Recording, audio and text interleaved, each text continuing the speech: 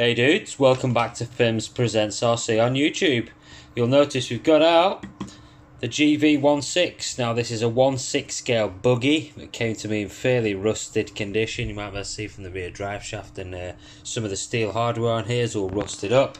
I think it's been neglected, it's been sat in a shed for quite a while.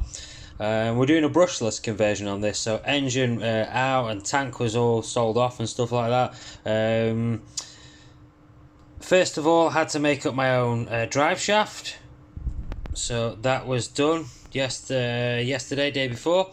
All these booger welds here have got to be ground down yet, obviously on this side, but basically this is a shank from a steel outdrive, so a 1/8 outdrive that would sit like this. There was the UVD end on here, the cup for the ball end of the shaft. That's been trimmed down. This is the original side, the Protec side. This side is out of a Kyosho STRR drive shaft, hammered in there to fit and then welded up. That's just been ground down gradually. This still needs to be ground down. So, as always, when I do a 1/6 scale, I like to do a diff forward conversion, yeah? So this being part one, I'm just going to show you how that's going to go. And we'll get to the servo in a moment. Under here is the diff. Now this diff was picked up cheap. However, it's not the most ideal diff because there's only 2 planetary gears in here. A bit like in a Traxxas Slash, there's only 2 planetary gears in here. There's not 4, which is what I prefer. Proper planetary gears with a bevel cut gears. This has only got 2 inside here, sun gears, so remains to be seen whether it'll take the power. How this will sit, you'll notice we've got our aluminium, so this is a recycled piece of alloy, really lightweight.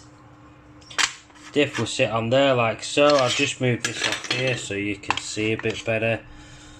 Our diff will actually sit, this is actually upside down at the moment, that diff there.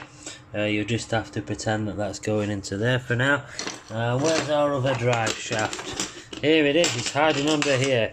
Now this is a very long drive shaft. You'll notice this is out of an XTM Mammoth. This is a weighted shaft, weighted in the middle. This will go in here like so. Blah blah blah. So we're going to do a diff forward conversion. Now what that means is your original place for your diff would have been here, and you'll have an equal length shaft to the front and an equal length shaft to the rear. I like to do diff forward conversion because a lot of the power obviously gets transferred straight to the back, as with a lot of centre diffs and stuff, and you end up struggling to keep the front wheels down, especially if you've got a large motor mounted at the back, all the weight's on the sort of rear end of the chassis. So what I've learned to do, which I've done many times before, is a diff forward conversion. So we will move the diff forward to sort of here, yeah, and the motor will obviously sit on its little mount and be sort of almost just forward of the middle, so it would have been here obviously sat on the rear. It'll now be sat about here, which is a lot better for our centre of gravity and a lot better for our traction as well, on sort of front wheel traction, if you will. Right, now what we're going to do here as well, seeing as this is part one, I might as well show you. This is our servo that we've got. Now this is actually quite an economical, excuse the pun of the name EcoBoost. These are quite an economical servo from JX Servos. They're a 27 kilogram high voltage brushless coreless servo. Great little unit really. When these were available for sale, they were about £30 to £35 each to buy. I believe they're discontinued now, so I'm not so sure on that, but by the by, you'll see it's got an extra long case on there because we've got some nice big gears in there. Fantastic. Now this is an old carbon fibre A-arm guard. You can see there's a slight imperfection in the weave around here.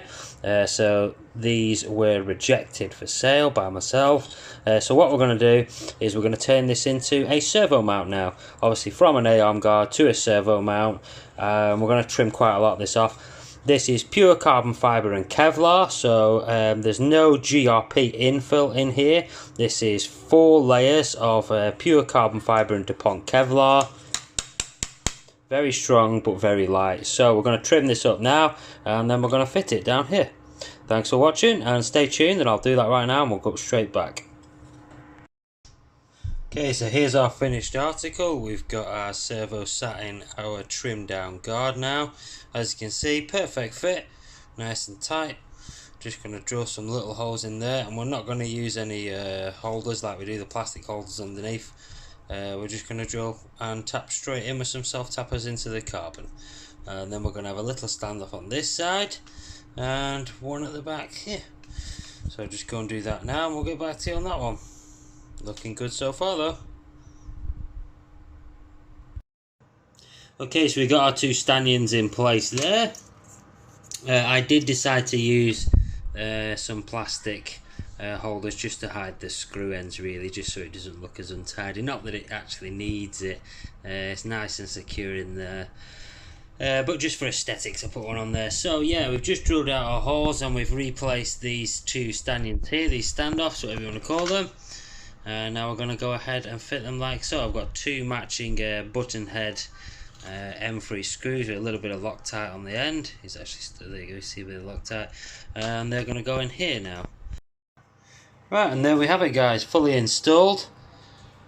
I don't know whether to make the swing in or out at the moment. Obviously we're going to need to get rid of this rusty old thing here, but it just so happens I do have some sort of shiny new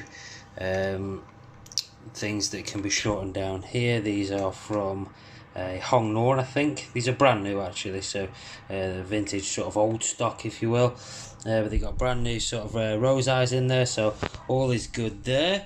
We'll pop them on there, possibly have them that way or that way, I'm not really so sure yet, but that'll be nice and tucked in and nice and neat. I might also look at extending this steering servo saver arm here, just to give it a bit more throw. Not that it'll probably need it, but it'll help save the servo's endpoints and reduce the stress on the servo, obviously. Longer the arm, obviously, the more radius you'll have. So yeah, in a nutshell, that's part one of the GV Rambo build, the brushless conversion. And yeah, I look forward to doing some more on this. I've got the ESC already, which is a real cheapie. The whole budget for this entire build is 100 quid. Yeah, so £100 for a 1.6 brushless build is a pretty ambitious target, but I am actually on course to do it so far. So more details on that in part two. Anyway, thanks for watching guys, appreciate that, and I'll see you again soon. Fims out.